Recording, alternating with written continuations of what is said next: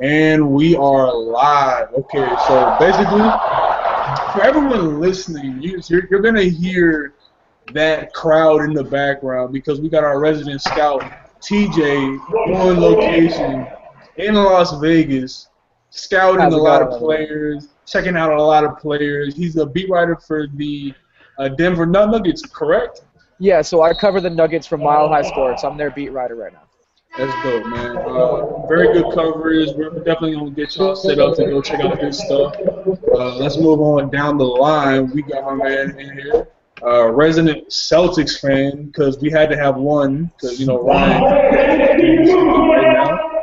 We have Snotty, the boy, the man, the legend. Snotty dripping his hair. Everybody, let's make some noise. Snotty, Hey, say what's what's up, up, man? man. What's Hey, up, Scott? James Hollis, B-ball breakdown. I'm the worst of the bunch over there, so thankfully, I got I got a lot of good guys at b-ballbreakdown.com to check them out. Thanks for having me on, fellas. Oh, all right. We're definitely gonna get into some Celtics talk. Definitely. We're definitely gonna make a concerted effort because TJ is on location. So we're gonna do this thing where whenever TJ's not talking, he's gonna mute his mic. I know y'all gonna get annoyed by that, but he's on location. He's doing this for us. So let's all just to make him feel welcomed. Say what's up in the chat. Follow everyone's stuff. And then the next guy doesn't even need any introduction. He's been on Dennis Sports 3 times now. You got your boy Dakota Schmidt, ridiculous upside. Yes. You got ridiculous upside. I literally. What's up? And yeah, I just got out of the shower like 20 minutes ago, hence the wet hair. But yeah, I'm excited to talk about some ceremony coops and our dearly departed Spur Tim Duncan. Yes, indeed. For everyone listening or everyone watching, it's only going to be an hour show. We're most likely going to go, if we have to, about 5 minutes over the time. Follow all the guys. We're going to give out the handles. Check out the links in the description. Check out those guys. We're going to put that in there for y'all to check up on. And let's get right into it, man. Summer League is underway. There's not really anything else in the summertime to talk about besides the Rio games, and that's not happening for a couple more days. And Summer League is where all basketball fans go, the hardcore ones go to get their fix, to watch their draft picks play, try to project and see what's going on with them, try to see if they could be something great. It's what we do. And I want to get into it because, we got Snotty on the show.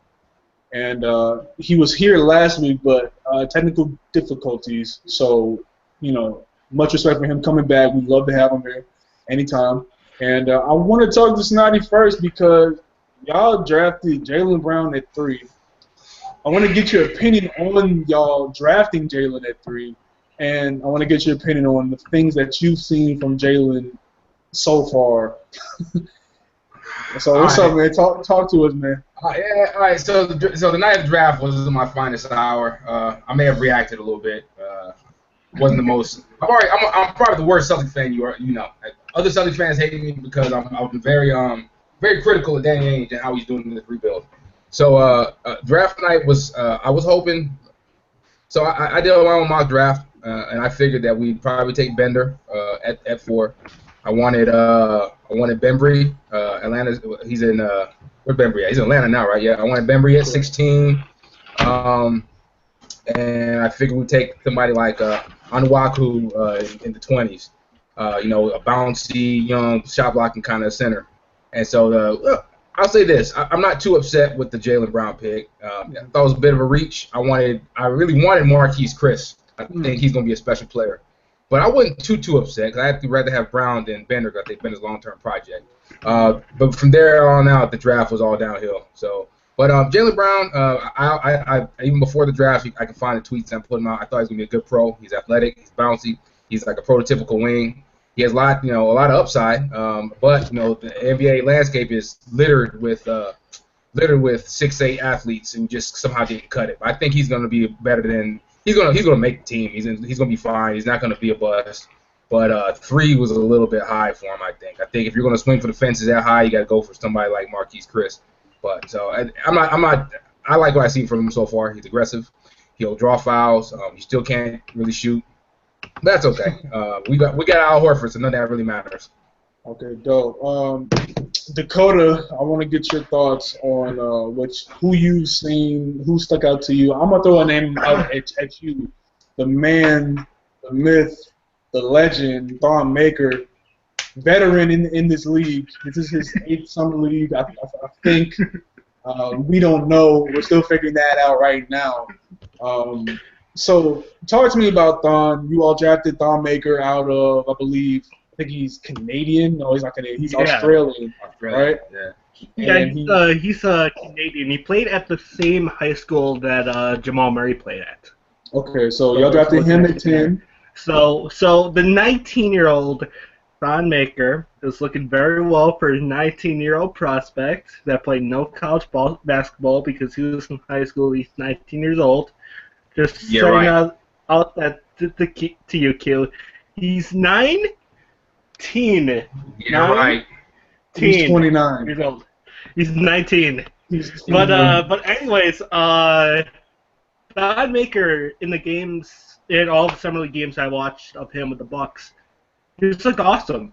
For a 19-year-old prospect, he's, a super high energy, super mobile, super, athletic, especially on defense end with him just like spraying up for blocks. But yeah, he has really impressed me. I think in terms of the 3 players that are at summer league, the 3 Bucks players.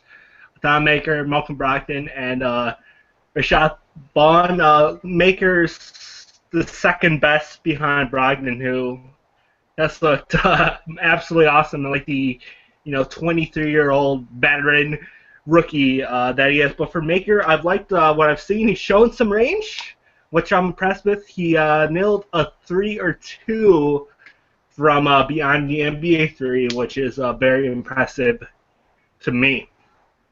Okay, dope. When it comes to Maker, man, I think the thing that's going to be surprising for Bucks fans is comparing his three-point percentage and comparing his progression to where Giannis was his first year.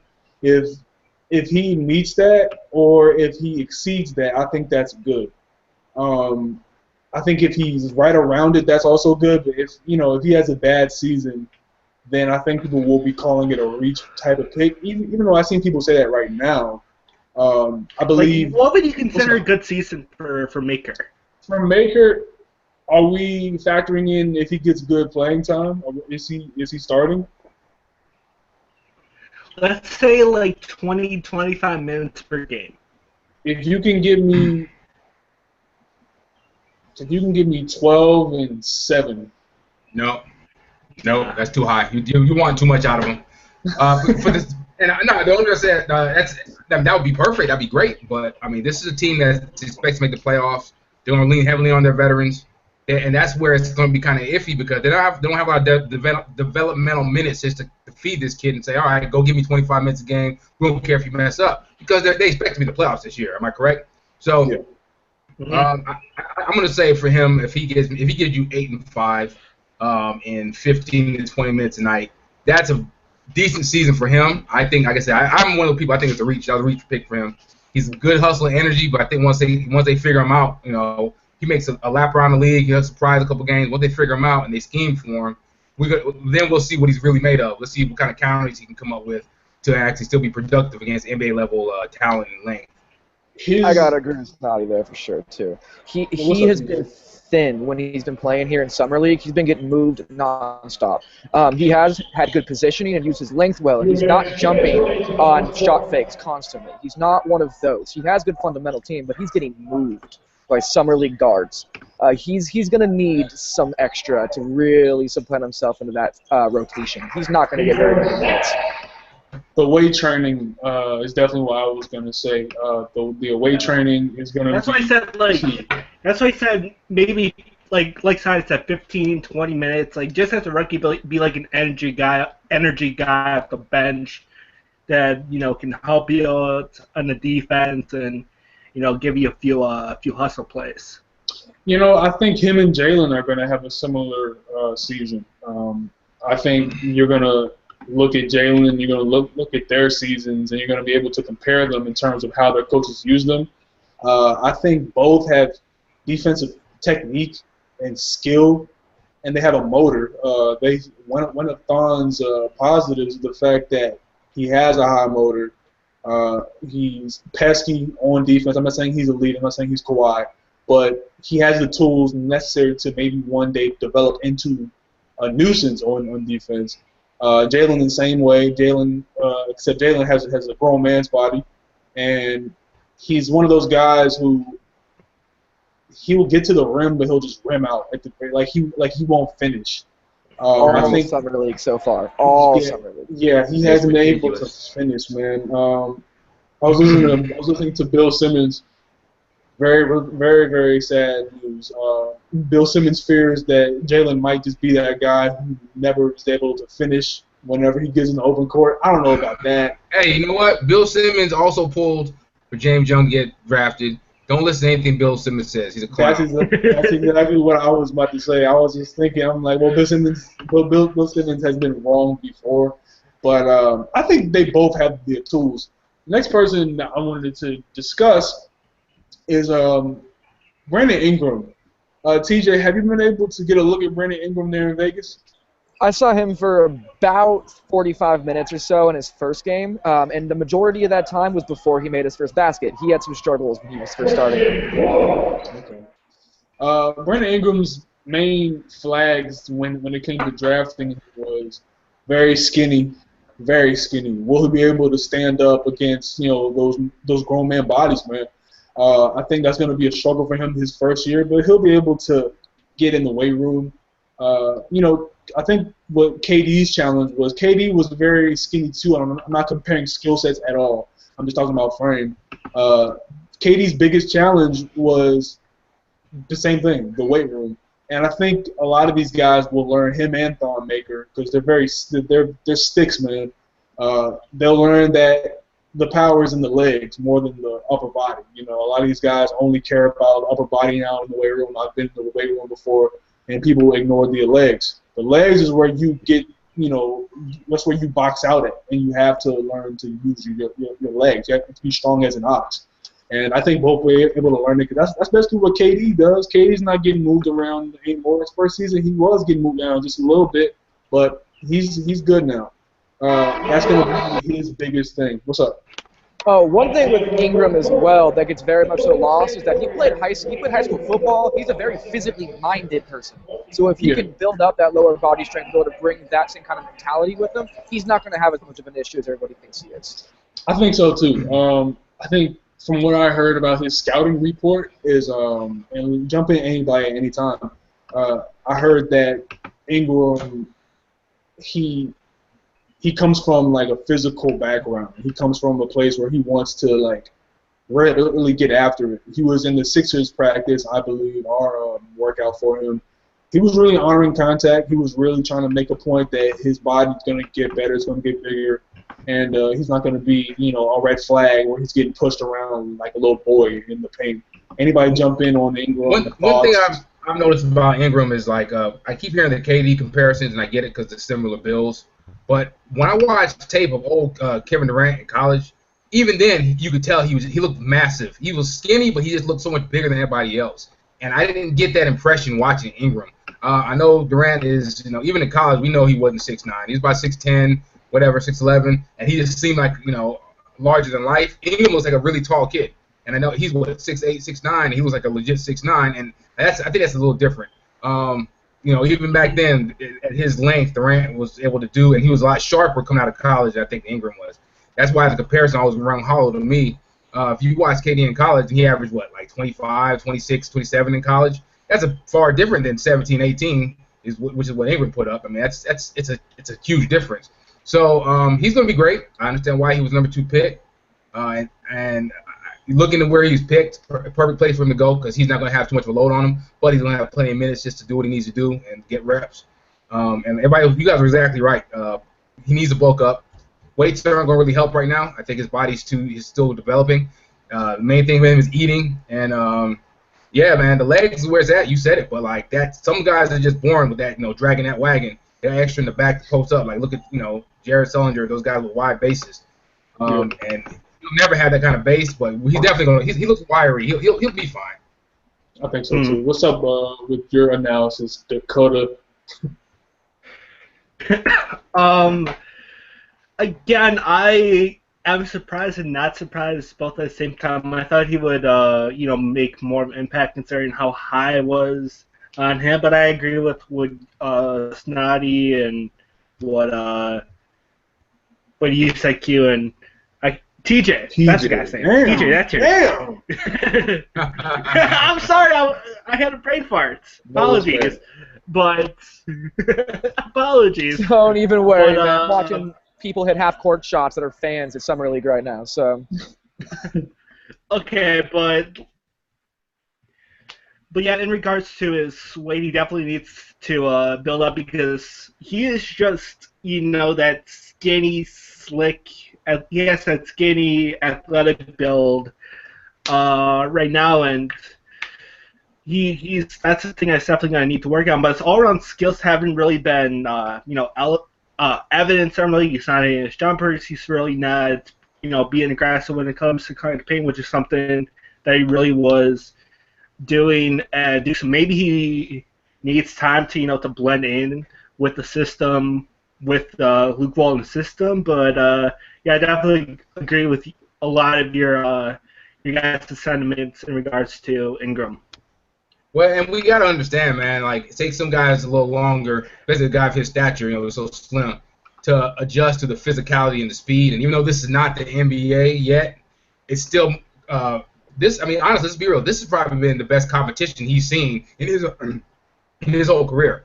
Even though he just played at Duke, played high-level college kids, that's college kids who, 95% of them will never play at a higher level. These guys just in the summer league are already better than anybody he's ever faced on a continuous basis in mass. So I think he'll be fine, like you said. Let's let him ease into the system, learn the speed, learn the rhythm of the NBA, and I say around January, February, you can really kind of evaluate his game.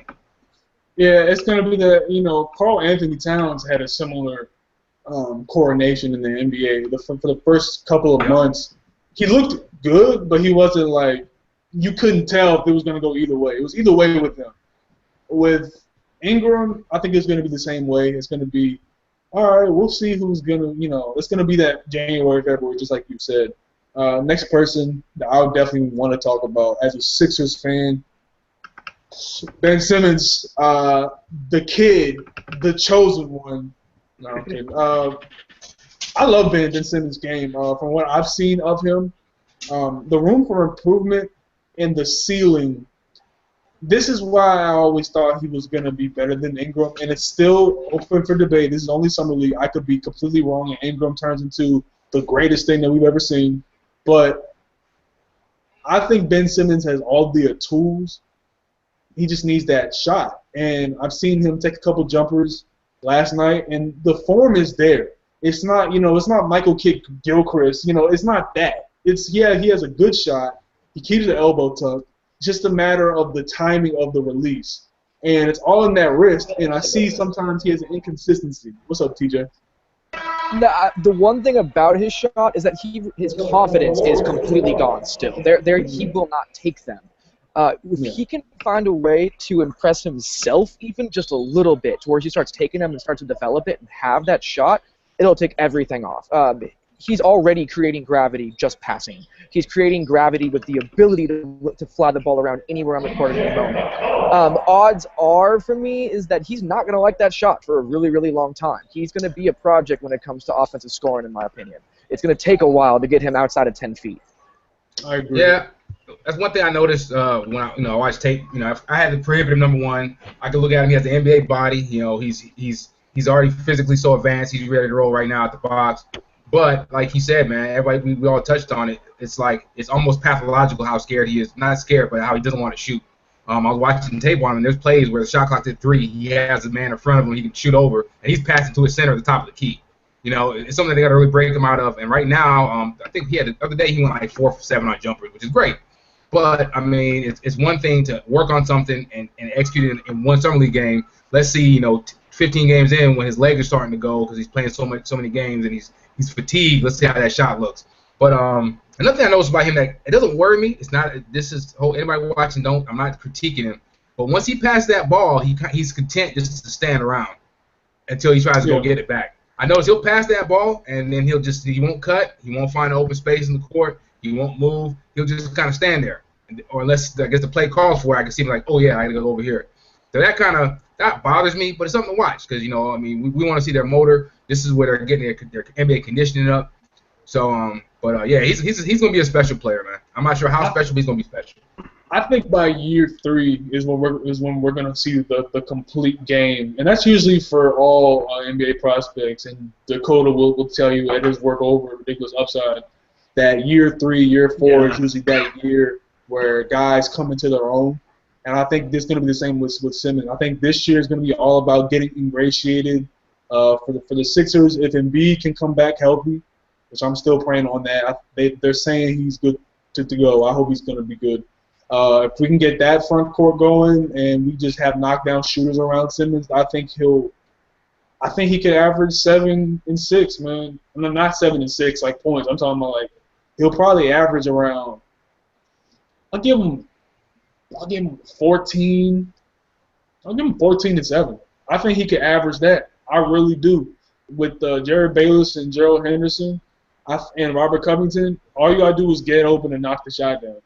And I want to go to my man Dakota. I know he has thoughts about Ben Simmons. So go ahead, man.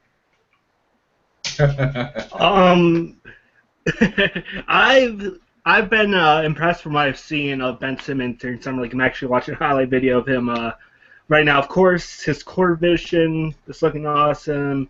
His athleticism in terms of cutting to paint is looking solid. But his jumper is there. Like, how Snotty said that at LSU he was kind of afraid to shoot. In summer league games I've watched, yes. In summer league games I've watched, he's been willing to, take that 15-7-foot jumper, and like you said, Q, his shooting stroke does look pretty solid. But yeah, I've just been impressed with what I've seen of what Ben Simmons is great at, which is, being an athletic dude that can cut to the paint whenever he wants to, and being an awesome facilitator. I think he's gonna average at least 18, almost 18, 5 and 5. I'm gonna say book that, and he might get 20 because he's the franchise. They're gonna go to him and say, we want you to do what you need to do. I watched that last game he played, and he's doing nice passes, hit a couple jump shots, and I saw him a couple times. He just faced up, he looked at his man, he blew by him for the dunk, and he's bullied his guy for a layup. He's going to be from day one. I mean, in open court, he's going to find his guys, and he'll be able to finish at the rim. So I think he's going to average at least 18 to 20 his first year. They're not going to be a good team, so it's not going to matter. He's going to get his shots up. So he's going to be a special player. I definitely can agree with everything everyone just said.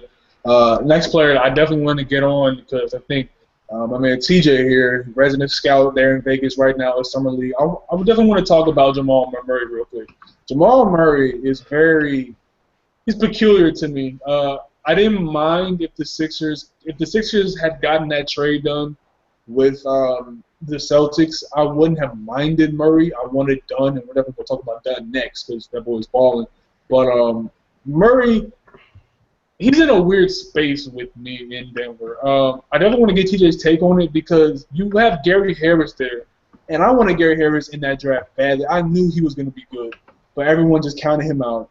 And that's your starting two guard. Are they going to put Jamal at point, or are they going to run him at the 2 off the bench? TJ. TJ. Is he frozen? He's either frozen watching the game. Hey, he looks like Draymond. He looks like Draymond Green in that press conference. He froze up. But while he gets unfrozen, is he coming back? I'm gonna jump in real quick. What's up? So you were asking about Jamal Murray. I was probably the most out of all the people I follow who write and talk basketball, I was probably the most down on Jamal Murray. For the simple fact that, yes, the man can shoot lights out. Yes, he dominated in college. You know who else dominated in college? Jimmy Fredette and Adam Morrison. All I'm saying, I'm not comparing, he's going to be better than them. He's going to be a successful pro, I think. Yeah. But my point is just that, like, you can look at his college game. Oh, he averaged 20. Who cares? It's college basketball. It's a whole different ball game. And I watched the other night. He had an explosive quarter, I think, the other night. He scored, like, 17 and a half or something nonsense, didn't he? I saw the highlights. But my thing is, like, that's great, summer league. But they even talked about this on the broadcast. He doesn't have that athleticism. Like, he had a big man switch out to him. He can't beat him to the hole. He gets his feet under him. He get up and dunk. That's great. But he's not like some he's not undersized. He has good size for a two-guard, a combo guard. But he's not really explosive. He's not going to blow by anybody.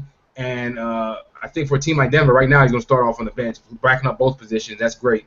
So you're speaking about Kris Dunn. I think Kris Dunn's going to be the best guard out of this draft, by a far shot. And I would not have been mad if we had drafted Kris Dunn and started working on moving Isaiah Thomas. I know Celtics fans will say that's blasphemous. They'll say it's blasphemous because they love IT too, and he made the he made the All-Star game. My language now, man. But Kris Dunn, I started watching tape on these guys in like March. Kris Dunn just popped out to me, and I said that guy, he's gonna be a dope pro. He's gonna be an awesome pro. Man, we gonna get on Dakota go in, man. Watching Kris Dunn in summer league was like watching him in Providence. He has just looked as good in summer league as he did, at Providence. His passes are crisp, his defense is there, and his little step back jumper, his little 20-foot jumper is there. The thing that he was developing during his final season at Providence, and if he gets that jumper down combined with his athleticism and combined with his facilitating and defense, I think the T-Wolves are gonna have to think about trading Rubio. I think that's already kind of in the works. I hate to say it because I like Rubio, and maybe you could say maybe Dunn and Levine could platoon at the two-guard spot. But eventually, man, like a team without a point guard that can shoot it sucks. But I mean that caps your level, how high that team can go. You know what I mean? I get it. Rubio's a great, smart player, great defender, great team guy. But when you're point guard, you can leave him on guard on the perimeter, and you're second back. It puts a cap on the team's potential. And I love Rubio. I hope some team fits him, but the NBA just kind of changed where him and Rondo could dominate. So yeah, man, Kris Dunn is going to be a monster. TJ, what's good with Jamal Murray, man? I know you're the resident scout for Denver. I want to get your take because they're trying to talk about how it's Gary Harris starting at the 2. But now they have to bring in Jamal. So is he coming off the bench as a 1, or is he coming off the bench as a 2? Like, you don't know. So he's coming off the bench as a combo guard right now. Connolly and Michael Malone have been very, very, very vocal that he can play the 1 and the 2, but they've also been vocal that Gary Harris is starting. That's the flat line of that. They're not changing that unless Jamal Murray is something just out of this world to start the season.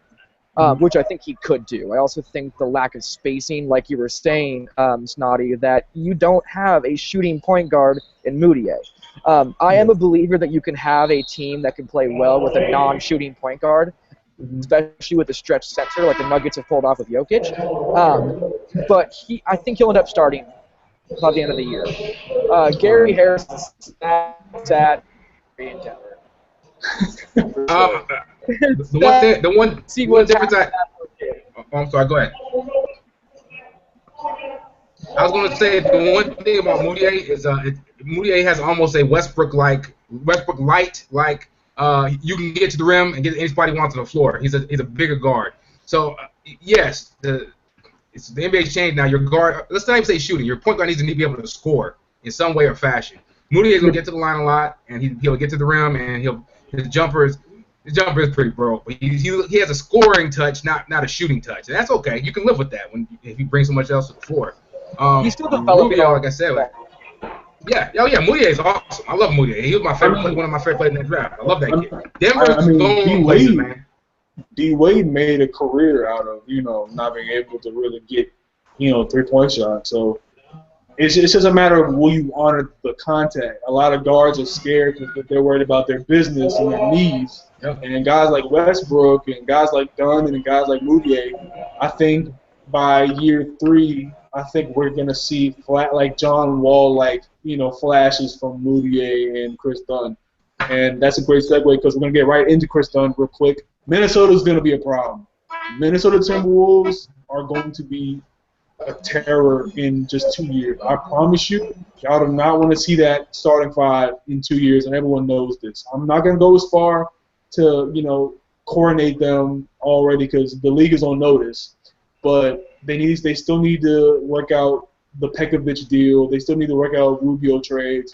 Look out for San Antonio to make a move. And I think Kris Dunn, man, he was the 3rd best player in this draft. Personally, I was in the camp of saying he might be better than Ingram as a player in the NBA. And the reason why I said that is because he has all the necessary tools and the necessary body and the necessary skills to get to where he wants to get to and do what he wants to do. Ingram is going to be a learning process. Dunn can come in right away and contribute. His ceiling might not be as high as what Ingram's could be, but the situation he's in has completely compensated for the ceiling argument. Him being with Towns is a dream. That defense is going to be absolutely insane. Wiggins at the 3, Levine at the 2, and then just put Zhang at the – Towns can play the 4, but you want him at the 5. If you can find a 4, then perfect. Or you just find another center who can play away. That's why when we were on draft day, I was very nervous because Woj was talking about how we were talking about trading for Dunn. And I was like, man, if they get Noel, man, it's murder for everybody because Noel could play away from the basket and Towns could just play the 4, basically. And I'm not going to say I'm not glad that the deal didn't go down, but I wouldn't have minded it because I love Kris Dunn's game. We're seeing what he's doing right now, and he looks like he's going to be that next point guard who's up. And I think from getting to the basket, his shot was never really broken.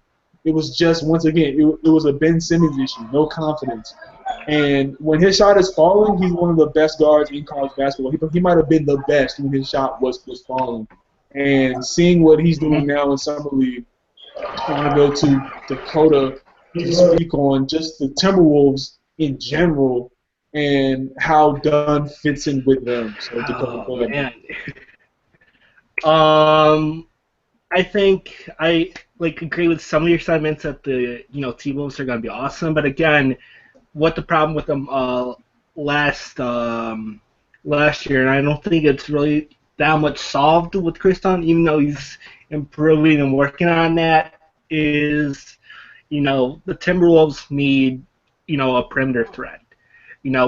Levine has been improving on that, and Wiggins has been able to do that. And we know Karl-Anthony Towns has shown flash of being able to spread out, hit the mid-range, and potentially perimeter jumper, but they're gonna need like a standout, perimeter shooter, and whoever that's gonna be, it's gonna be very helpful. But in terms of the defense, like you mentioned, Dunn, Towns, and adding Wiggins is also an awesome defender.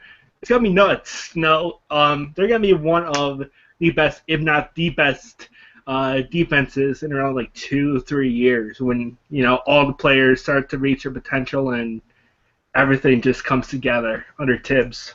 I'm gonna be Debbie Downer like I always am because he said the same thing about Milwaukee last season, and it doesn't always go the way you think it will. All the players have to be in sync, develop together, and I'm not saying it's not going to happen. I'm a big believer in everything we're saying right now. Towns is awesome. Wiggins is dope. Kris Dunn is going to be amazing. And the Cole Aldridge pickup was really big. I think that was really big for Minnesota. He was a lot better than people give credit for. But my thing is, my only, not even question, I want to see Tibbs do it. Tibbs stepped into a Chicago team that was already in the playoffs and already had a young core together. Vinny Del Negro, for all his faults offensively, he did a good job molding them to an effective team, a real unit that worked together. Tibbs took them to the next level. That's great. Now we get to see Tibbs on the ground floor. And I don't know. We haven't seen him do it. I keep hearing people automatically just crown, oh, Tibbs is going to do great with this team. Let's see it before we crown him, because I'm not saying he can't do it. He probably will do it. But I don't know. The Chicago offense was pretty offensively efficient, but they didn't play very fast, and they were pretty unimaginative. Let's see him do it. He has the weapons and the tools now, but he also has to teach a lot still. These guys are still really young. So the sky high, potential sky high. I'm excited to watch them. They're one of my league pass teams. But yeah, when Tibbs, his answer to everything the last couple of years was let's just play harder, and he played Noah until almost a coma. He played Lil Dang until his legs almost fell off. That's great. Let's see what he does with these young boys who need to be taught and actually need to be developed some more. And you can't do that to these guys, So I'm interested to see it. I got yelled at by a writer I respect because I said this, but let's just see it. I want him to prove it. I agree with that. TJ, you can jump in any time, but before you do, I think the counterpoint to that is simply, it's simply just we got two TJs in here now. Oh, never mind. He froze. My fault. Yo, TJ beside TJ. What's up? Yeah, This Wi-Fi media. I must be pissing off every media person below me, taking up everything because I keep losing you guys. But good to be back. It's all good, man. It's all good. I want to go to TJ next, but before I say this, I think the counterpoint to your argument, which is valid, definitely, it's a wait and see type of mentality, which I agree with. But I think the difference between the Minnesota situation and Chicago is they didn't really respect his input on a lot of front office decisions, and they weren't really trying to see the future in Chicago. They were just trying to maintain what they had right there. And I think in Minnesota we're seeing him get the leeway to go out and get an Aldridge and developmental pieces. And I think it's a better than not chance that this pans out into a playoff team at least. But people are already talking championships for this team, and I think that might be a downfall for them. So, TJ, can you speak on Kris Dunn and if you've seen him play, and speak on the Timberwolves starting five and expectations for them going into the season? As a Nuggets fan, I am absolutely terrified of them being in the Northwest Division with us for the next 10 years. They are just insane. Karl Anthony Towns is staggering, and Kris Dunn, I think, will be the perfect complement point guard because he's a 40% three-point shooter in college, but he's not a volume shooter. So you're not going to be stealing those touches from people either. He's a really smart, high IQ point guard. Especially watching him in Summer League, some of the passes he was making and the vision he had was really, really staggering for me. The one thing with him, though, is that when he does get hot, he gets very shot happy, at least in Summer League so far and a little bit in college. But that starting team, being able to bring in a 40% shooter like that, even if it's not in volume to put next to Wiggins, is really going to separate that team out a little bit more. Like you guys were saying, defensively, I don't know what anybody will be able to do against them. You can try and play anything, and there's just too much length, there's too much quickness. I do hope to God Thibs does not destroy Karl Anthony Towns. He has his overworking that he's definitely had in this league for a while. So hopefully he's not out here breaking people. But at the same time, it's so hard to not look at that team and be extremely excited about what they present. Yeah, and Zach hasn't even reached what he could do. I think Zach's put up a couple 30-pointers on Golden State, and he's put up a couple 30-pointers on I think it was the Spurs, was it? Or no, it was OKC. Reportedly, Zach was the only thing that kept them from getting Butler. They wanted Levine in that trade, and they couldn't get him. And apparently that's the only thing that kept that from falling through. People see him very highly. I really don't. I don't hate the decision not to do that, but if you're trying to win now, then you want to go Butler. But I will say this, and take this with a grain of salt. But James Harden, we've all known he was OKC Thunder for a couple years before he got traded. He was quoted as saying that Zach, talking about Zach LaVine, he in his rookie season and at this age, he's more athletic. Get this, he's more athletic and he has a better shot than Westbrook did at his age. At that age. And you can take that with a grain of salt. I like that confidence from Harden to give, the boy some props. But if that's true and he can continue to climb the ladder, I think he's gonna be a problem, man. I think he definitely found he found something this season in terms of spotting up, and I think he's gonna be able to use his athleticism out on the break, especially with Dunn. That transition is gonna be gross to just see that. Man, you have Wiggins, Dunn, and Levine on the 3-man weave, it's over. But if anyone else wants to Towns trailing. Like that, that's not fair. I like that you brought up Harden. I like that you brought up Harden for the simple fact that now we got Towns, Wiggins, Dunn, Levine. If we watch him, he likes to play with the ball in his hands. He's almost like not a throwback guard because he's a neutral guard, but he likes to control the ball. He likes to get his man into a rhythm with a dribble. My question is, how long can you keep these four together? Because sooner or later, you have a Harden-like situation. Because, I mean, look, we know right now Levine's going to come off the bench, or I guess he'll start right now, but he's third in the pecking order. How long, if you're saying he's going to start that trajectory, sooner or later he's going to want to say, all right, well, I want a bigger piece of the pie. And I'm not saying it's going to happen, of course. And people want to think I'm being negative about the Timberwolves. They are in one of the, I think, top 3 teams in the league as far as future potential, as far as what a GM would want, as a fan would want.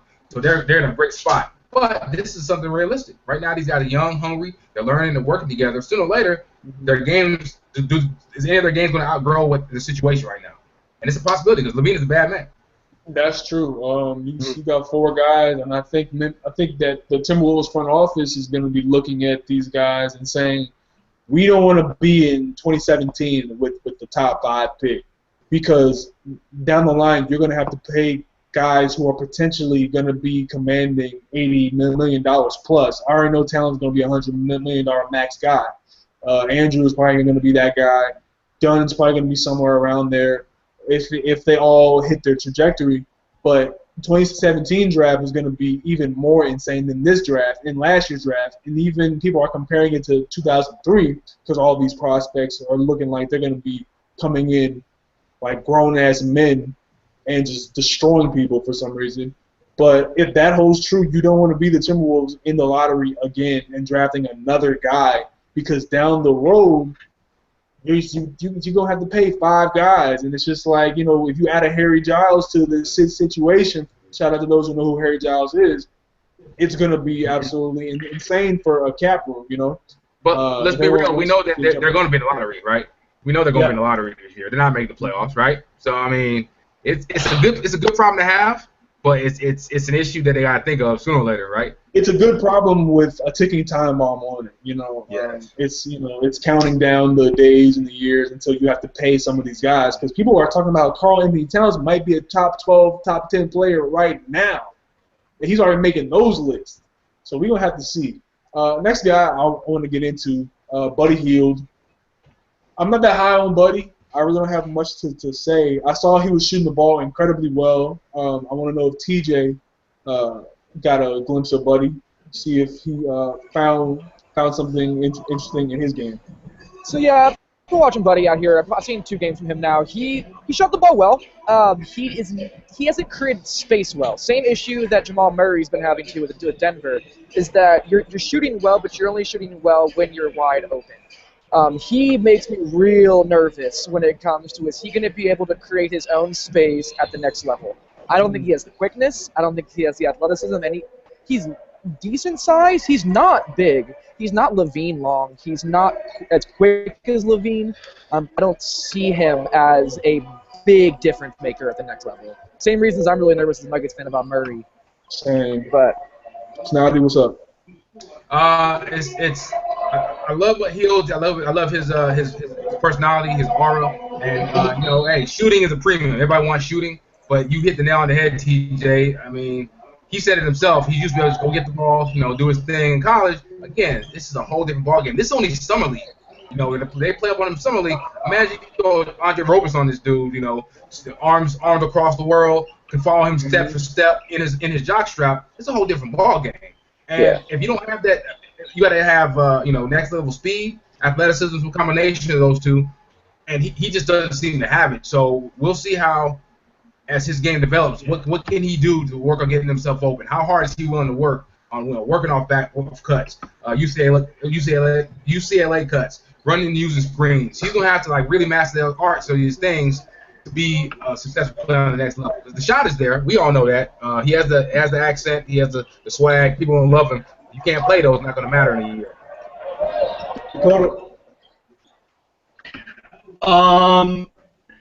I think I've watched one game or highlights of Buddy Hield during summer league, but when I compare like the highlights of what I've seen of Buddy and like the highlights of what I've seen with somebody like Malcolm Brogdon, Brogdon, you know, his ability to cut to the rim was a huge concern heading into the draft, and hence why he was picked in the second round. And he's like shown some more mobility and creating his own shot, and as a cutter than Buddy Hield, which scares me, considering that he's going to be with the Pelicans, and besides, you know, what kind of offensive weapons do they have inside of their rotation? So a lot of emphasis is probably going to be on Buddy, and I'm worried about how good he'll be.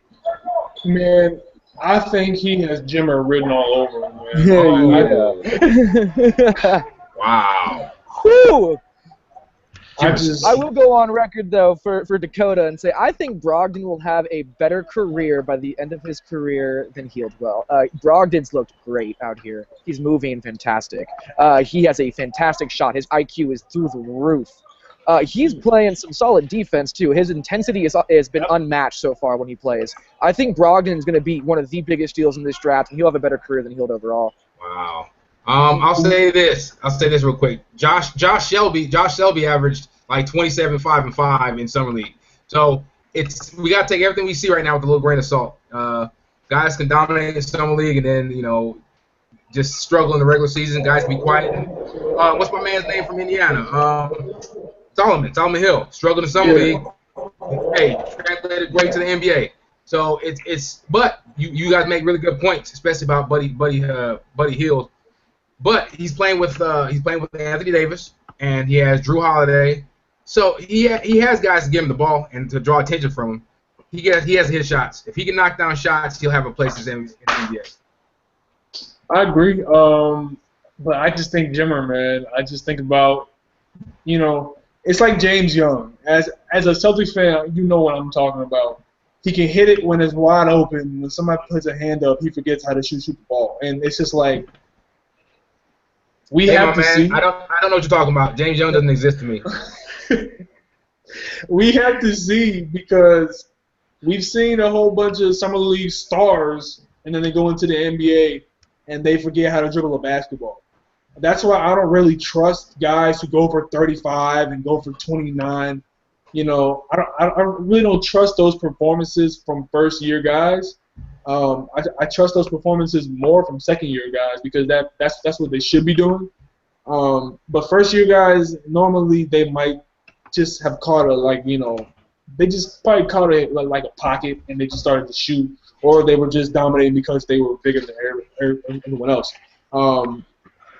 My theory about that is that, again, when a guy is totally foreign to the rest of the league, you know, they catch them unawares. Once they get tape on you and they can watch tape on you and game plan, they're like, okay, we know he likes to do 3 dribbles and that's his pull-up spot. We know he likes to fake right, drive left. Once they figure it out and they get game plan for you and they scheme for you even a little bit, or they say, hey, you game plan for him, you're going to be going and blank him, wear him like a blanket.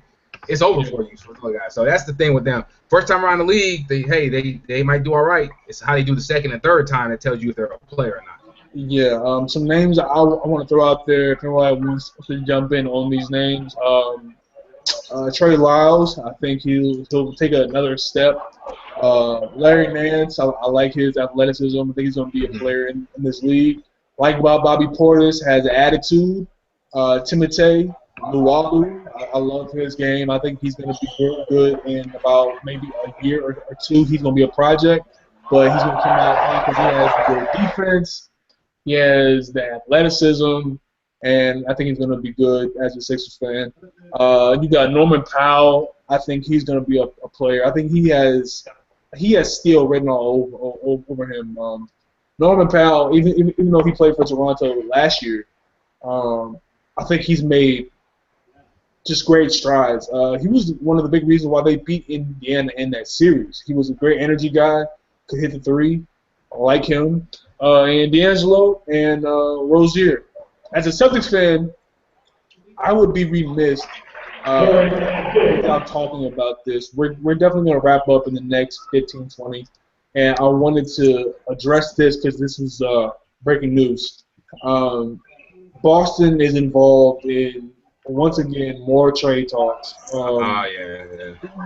Sacramento, Sacktown, Boston, and LA are involved in trade talks. And what's going on in those trade talks? Bunch of poppycock. I think so too. I think so too. But it's nonsense. I would be remiss to report this as we have a Celtics fan on the show who can give you his raw take. Sacramento, LA, the Clippers, and Boston are in trade talks, very loosely trade talks. The deal was reported by, I believe his name is Keith. I don't remember his last name. Some Keith guy on Twitter who has clout apparently. The deal involves Sacramento sending Rudy Gay to the Clippers. Blake Griffin goes to Boston for scraps with Jay Crowder and some other pieces. And I think this speaks into. I've watched some of Snoddy's tweets and I've been watching here and there. And one of the biggest gripes I have with the Celtics rebuild myself is how much Celtics fans overvalue guys that I don't think are going to be that good anywhere else. And I saw a guy saying on the off the bench account, he wasn't willing to give up a Brooklyn pick for Brook Lopez, man. He wasn't willing to give up Jay Crowder for Brook Lopez. I'm sorry, not Brook Lopez. Blake Griffin, man. And Blake Griffin is more than worth a Brooklyn pick. He's more than worth Jay Crowder. To me, that's a steal. And Snoddy, I know you about to go in, but take us through the rebuild so far, very briefly, and factor in how Blake Griffin would look next to Al Horford if this is true, and would you support this trade going down? I believe the deal involves Jay Crowder, Avery Bradley, and like a pick or something. Yeah, the one I heard was Avery Bradley, some combination of Bradley, Smart, and Crowder, and the picks for either Blake Griffin or Boogie. What I'm hearing, you heard something. First off, would you do that deal? In a heartbeat. In a heartbeat. Thank you. In a heartbeat, because this is my thing. All right, so my take on the rebuild. Up until about a week and a half ago, I was pretty critical of what Ainge was doing because. He pulled it off because the whole day we're maintaining flexibility, we're building assets. But like you said, you hit the nail on the head. A lot of those assets, when you got a bunch of great rotation players, role players, but nobody who's gonna project to be a star, guys aren't. What do you think people can give for that? So the fact that he landed Al Horford in free agency, hey, we proved something enough to bring a real deal free agent. That means something. So I got to back off my stance on Danny Ainge. What he did worked. As far as Blake Griffin, he'd be a fantastic fit for the simple fact that you want talent. No matter what, the fit might not be the greatest with Al Horford because Al's a good defender but not a great shot blocker. And Blake Griffin, as we know, is not a strong defender. But that kind of offensive firepower, you make it work. That's my thing. You get Al Horford, Blake Griffin, and Isaiah Thomas is now your third option, and he can just score off of those other two guys. You make that work. You fit it in. Jay Crowder there on the wing too can spot up and play defense. That's just phenomenal. So I think the pipe dream. I'm with you guys. We always hear all this trade talk. I can't imagine Chris Paul going for that. Unless like you said, it's a three-way trade and Boogie ends up in the Clippers, I guess somehow. But hey, you give me that guy. You mean Blake? You give me any of those top 15 players, and I'm making the move. They can take 2 or 3 of my pieces easily. I love Crowder's game. He's not that important. He's not a special next level player. I love Isaiah Thomas' game. But let's think about it. If Boston wants to really compete is a 5'8" volume shooting point guard going to be the guy to take them next level? Thank you. I can't see it. They love him. I know. I respect what he does. But if we're going to go next level and we got 2 or 3 better players on this court, where does he fit? Because he needs shots. Isaiah Thomas needs shots, or else he's not going to be effective. You preaching to the choir right here, man. So, yeah, any moves they can make, the only person I think is untouchable right now, to me, honest personally, is Al Horford. Any moves they make other than that, I'm happy. Word. All right, Dakota, buy or sell on this trade if it's true? I definitely, I really buy for the Celtics because as I've been thinking about this whole Celtics rebuild or whatever they're doing, it just seems like Brad Stevens has done so much with so little. Mm-hmm. And now that you have, Horford and a really solid, point guard, I don't think that I know that Isaiah Thomas can't be the best player on, a conference finals team. But you bring Horford alongside Isaiah Thomas and you bring in Blake Griffin or Boogie. That's an awesome team. But for LA and Sacramento, again, none of us can ever predict what Sacramento is going to do because they're Sacramento. But for LA, I still think that they're, pretty smart and they know how good Blake Griffin is. So I don't think that they do it. So I just think that this is a BS rumor. Are we sure that the Clippers are smart? Because they backed themselves in almost a salary cap hell.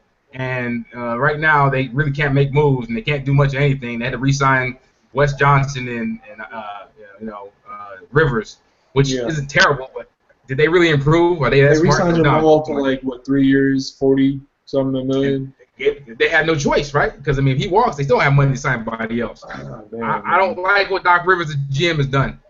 So sorry, TJ. Go, my man. What's up, TJ? Oh, you're good. I'm just listening away. If we're going to be talking about this trade, you got to take it with a big grain of salt first and foremost. I do not see this happening even remotely without a whole lot changing about this trade. When it comes to the Clippers, if they're going to move Griffin, they need veteran assets who can fit the cap. So you're looking at teams who are going to be, I don't know, I hate to put Denver in like a homer, but if you're going to have to put a team in for Blake Griffin, you got to get Gallo back. You got to get actual substantial players who are going to be able to walk in right away on a longer-term contract and be able to stay for a hot minute. They're trying to win now. That's what they're not trying to rebuild. They're trying to build around Chris Paul and do exactly whatever they can do to pull off a championship. So at that point, they're going to be looking for players who are not been signed this year. They couldn't sign anybody. So you're going to have to look for somebody that's a lot better of a trade partner. Plus, the offer that supposedly the Clippers presented to the Nuggets about Blake Griffin was Jokic, Nurkic, Barton, and Harris, I think. It is insane. They were asking a lot for Griffin, so I don't see this happening. Yeah. If you're going the rebuilding route, I think LA has all the pieces to rebuild. I think they should just rebuild if they can't get it this season. I think you need to be looking at Orlando because I said this on record last week. If I'm the Clippers and we get ousted again in the first round, I'm looking right at Orlando and I'm asking for Gordon, I'm asking for Hazonia, and that's who I want for Blake, and I want to pick that because apparently Orlando has lost his goddamn mind. They're just signing all these big men. So let's just go there and ask for those guys. I would go to Washington. I'm trying to get Oubre. I'm trying to get some guys, you know what I'm saying? If you're going that rebuilding route, I'm definitely going to Denver. I want Gary Harris and Nurkic, hopefully, and hopefully I can get for Reed too. Definitely going after those young guys. We're towards the end of the show here, and I would be remiss to not bring this up because this is huge news. The great one, the man, the legend, the quiet one, Tim Duncan retired, and the world makes no sense. 2016 is officially just trash, man. Because Tim Duncan was one of my favorite players to watch growing up. Being a big kid, being my size, I always wanted to play power forward when I was young. but I grew into being a small forward. I never cracked the 6'9". I stayed at 6'6", 6'7", and I wanted to just beat Tim so bad, but I couldn't. So going into this season, I was hoping Tim could get that 6th ring. I wanted that to piss off Kobe so much, and I love Kobe. I love Kobe so much, but I wanted Tim to get that because he's the anti-Kobe. Kobe's the star. He's the 5 rings. He's the standing on top of the scores table. We got 5, and Tim is just the guy who's like this. He's reading his novels. He's drinking his tea, and he's quietly winning championships. And seeing the league's reaction, it's everything that you want it to be for Tim. It's very respectful. It's very reserved. And seeing Popovich almost damn near break down, that shit ripped me apart because Pop shows no emotion to anybody really, unless he's screaming at his guys. And for him to just give that beautiful soliloquy about Tim Duncan and his career, I would be remiss if I didn't just say what an honor it was as an NBA fan to watch him for all these years do what he's done in the most respectful, the most professional, the most profound, and the most selfless way that I've ever seen an NBA player conduct himself on and off the court. There was no scandal. There was no bar fights. There was no baby mamas claiming, kids. There was no, punching, hecklers, Draymond. There was nothing of that sort. It was just flat out excellence. It was flat out consistency. And I want to get you all's take. I'm going to start with Dakota on this one. Dakota, 19 years of Tim, never missed the playoffs. I've been alive as long as Tim Duncan has been in the NBA. And to see him do this for 19 years, never miss a playoff once, what are you feeling, man? How do you feel?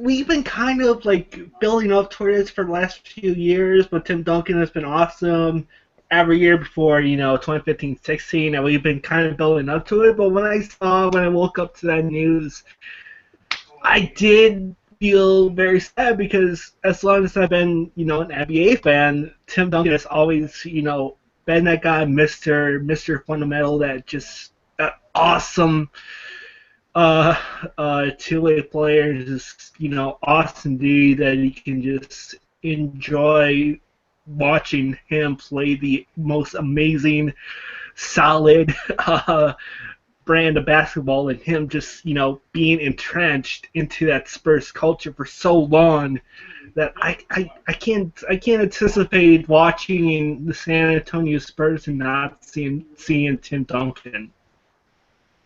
Snotty, what's up, man? Talk to us, man. So you might never invite me on the show again because I might be the only person. I might be the only person in the world who takes a stance that Father Time is undefeated. And as much as we love Tim Duncan, he got pretty much destroyed by Steven Adams last year in the playoffs. He got beat up by DeAndre Jordan the year before in the playoffs. That's fair. I mean, I get it. He is the best power forward of all time. He is a top 10, some might say a top 5 NBA player of all time. He's had his time. We got to watch greatness in action. But it's his time to go. He saw Kevin Durant go to Golden State. It's funny because he opted in. He saw Durant go to Golden State, and he grabbed his hat and coat and said, "Well, I'm out of here," because he knows what time it is. He loves the game. Obviously, he was a different kind of superstar. That's what drives me nuts when I hear people have this superstar discussion about, it's about your off-court, your popularity and your aura. That's superstar. No, it's not. Because if you tell me that Tim Duncan's not a superstar, you're an idiot. Because he was quiet, because he didn't like flash, because he wore his shirts untucked and he wore his Dockers. Fashion icon. He might be the most boring man ever in the NBA on the outside, but by all accounts, he's one of the funniest guys you ever meet on the inside amongst his friends. So a superstar is walking out.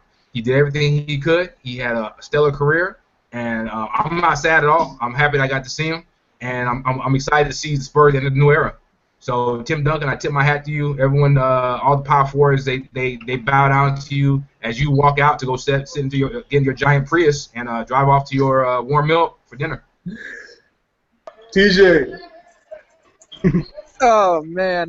So, first of all, Q, you ain't going to like this because I'm from California, but to not have Kobe and Tim Duncan in the NBA is just going to kill me. I only know NBA with Duncan and Kobe in it. To see Dwayne Wade go to Chicago, it's crazy. The NBA is changing a little too quickly for me.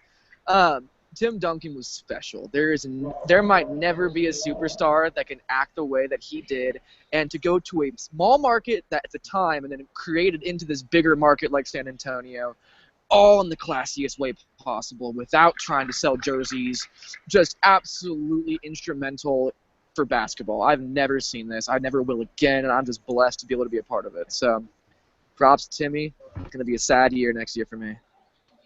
Yeah, man. Favorite moments. My favorite moment of Tim, man. It might be the greatest shot that never was against the Lakers, because Derek Fisher, that shit, man. Timmy, he was at the top of the key, man. He just tossed one up and it went in. That's one of my favorites. I believe that was 03.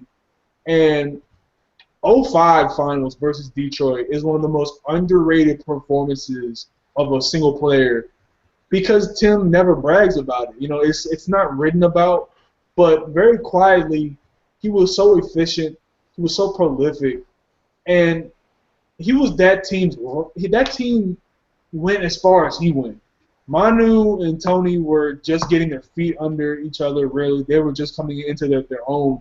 Tim knew how to do this from David Robinson. And he said, all right, I'm going to be David Robinson now. Y'all follow my lead. And 05 is one of the most underrated performances, because the next year we had one of the best performances in D-Wade, obviously. But 05 is so underrated. And 2013 also. The way he was schooling Chris Bosh, man, Chris Bosh had no answer for Tim Duncan. Those post moves, even in 2014, yeah, the steam was starting to go out a little bit. But he was still giving the Clippers some of that work, man. You saw flashes here and there, and it took a BS foul for them to beat the Spurs in 2014.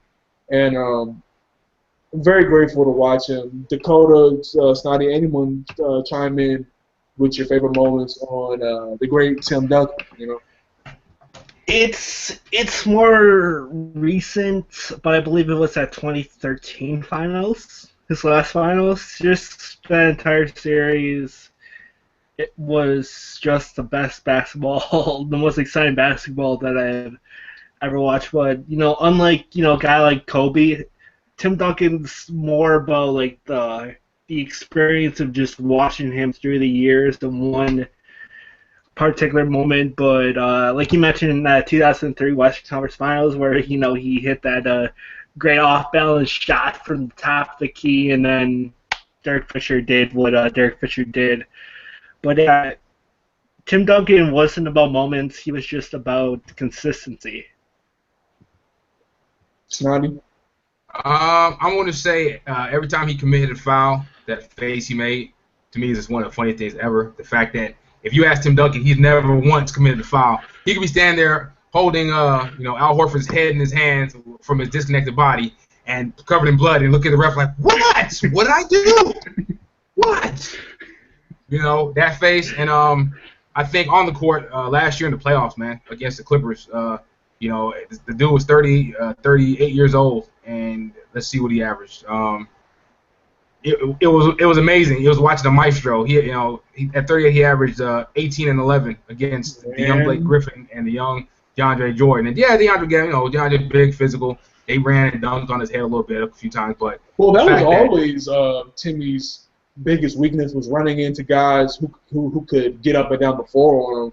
I'm not saying that he was never spry, because he was, but yeah, he was pretty mobile when he was younger, and of course he lost it now. But like you just look at KG. Yeah, but KG used to kill him athletically, but he won the game. But then and then honestly, one of my favorite moments is just like that game when Serge blocked him at the rim and they won that game. Not like a favorite moment, but it just Father Time's undefeated, man. As great as he is, he can't avoid it. And I think he probably really thought about coming back next year, and he thinks about moments like that. And it is what it is, man. That career is over.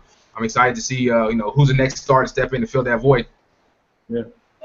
Well, if you have anything else to add, TJ, you have anything else to add? Yeah, as a Lakers fan in that 0-3 series, the dread and terror and anger that I felt after watching him hit that shot, and that has to be probably the worst memory of the best memories I could ever have of Tim Duncan. He ripped out LA's soul for about 25 seconds, and he was staggering, man. There's just no one ever going to be like him. I'm so blessed to watch him. That's all I got to say. I agree, man, 100%. We're going to honor Tim in 2021, I believe. That's going to be the Hall of Fame where I cry because Kobe's going to be talking. And so is Tim, and I already know tears are going to be flowing on that one. It's probably not going to be as hard as it is going to be for Iverson, but, you know, it's going to be a rough one to watch for me, man. I love both of those guys. But, Tim, we love you, man.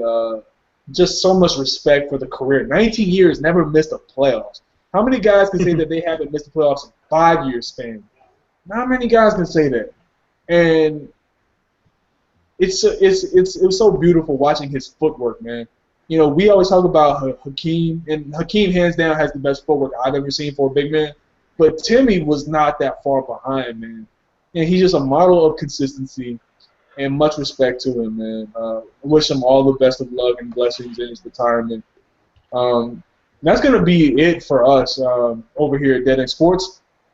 The guys might be back next week. I believe at the latest they're going to be back in 2 weeks. I believe they might be back next week. I'm going to get confirmation on that for you all. We got some guys in the chat room who are friends with Snotty talking that shit right now. He says meet him at a hotel, Snotty, apparently. What the? Yeah, go and check out that. Hold up, man.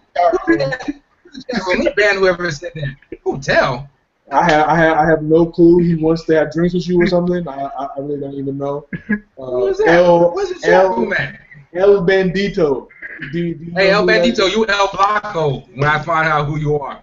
That's what you are. We don't know, but yeah, guys, you want to give out your handles, where the guys can find you out, contact you, get in touch with you all. Let's start with Dakota. Where can we find your work? Where can we get in touch with you and all that good stuff? At Dakota DAKOTA _SCHMIDT at Dakota _Schmader. Follow my website at Ridic RIDIC Upside. That's Ridiculous Upside RIDIC Upside on Twitter. Snotty?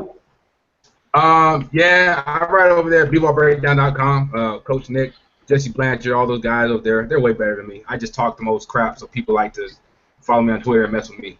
And then on Twitter, a homage to one of the greatest small forwards of all time, Scottie Pippen. I turn my name to Snotty Drippin', so at Snotty Drippin', follow me there. And yeah, that's it. I'm trying to walk a new path, turn over a new leaf on Twitter. So I'll be respectful and fun and as nice as possible. So. And we hope. TJ, what's up? So, milehighsports.com, beat writer there. If you ever at a Nuggets game, make sure you slide into that DM for me and say what's up. Twitter handle, Tej McBride1, 2 E's, not 3. And that's about it. And I am your gracious host, Q Got No Rings on Twitter, the boy Q, the Sixers fan, the Eagles fan, the Flyers fan, the Philly fanatic. And that's going to do it for us. The guys will be back, I believe, next week. I'm going to get that confirmation for you all. Make sure you follow all the guys. Make sure you subscribe. Hit that like button, comment. I don't care if you're talking shit or if you are not talking shit. I respect both people. So let's get to that in sports following up. We're getting a good following here. And that's going to be it for this week, guys. And I appreciate you all for watching. If you can't watch it right now, you can watch the playback. It's going to be up later on this day, I believe, in a couple hours. And follow all the guys once again. And that's going to do it for this episode of Dead End Sports. Timmy, we'll miss you.